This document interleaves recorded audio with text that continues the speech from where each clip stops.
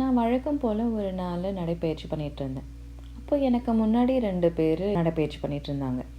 அவங்களுக்கு ஒரு 60 வயசு இருக்கும். அவங்களில் ஒருத்தர் சொன்னார், என்னப்பா வேலை எப்படி போயிட்டுருக்கு அப்படின்னு கேட்டார். அதுக்கு இன்னொருத்தர் சொன்னார், எங்கள் முதலாளி அம்மா ரொம்பவே கோவக்காரவங்க. அவங்க சொல்கிற வேலையை சரியான நேரத்துக்கு முடிக்கலைன்னா ரொம்பவே கோவம் வந்துடும். எல்லா வேலையும் என்னையே செய்ய சொல்கிறாங்க. வேலை செஞ்சு முடிக்க கொஞ்சம் லேட் ஆனால் கூட என் சம்பள பணத்தில் குறைச்சிருவாங்க. உடம்பு சரியில்லைன்னா கூட லீவு கூட தர மாட்டாங்க. அவர் சொன்னதை கேட்ட எனக்கு ரொம்பவே கஷ்டமாக இருந்துச்சு. என்னடா இந்த வயசானவரை அவங்க முதலாளியம்மா இவ்வளோ கஷ்டப்படுத்துகிறாங்களேன்னு எனக்கு தோணுச்சு. அப்புறம் பக்கத்தில் இருந்த நண்பர் சொன்னார், எங்கள் முதலாளி அம்மா அப்படிலாம் இல்லைப்பா. நான் எங்கே வேணும்னாலும் போகலாம் வரலாம். எனக்கு அவங்க பெட்ரூம் வரைக்கும் போக சுதந்திரம் கொடுத்துருக்காங்கன்னா பாரேன்.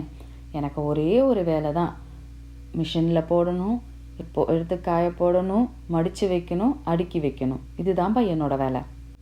எனக்கு உடம்பு சரியில்லைன்னா போதும், என்னை நல்லா கவனிச்சுப்பாங்க. என் சம்பள பணத்தில் மட்டும் கையே வைக்க மாட்டாங்க. எப்போவும் கொடுக்கறது எனக்கு கொடுத்துருவாங்க.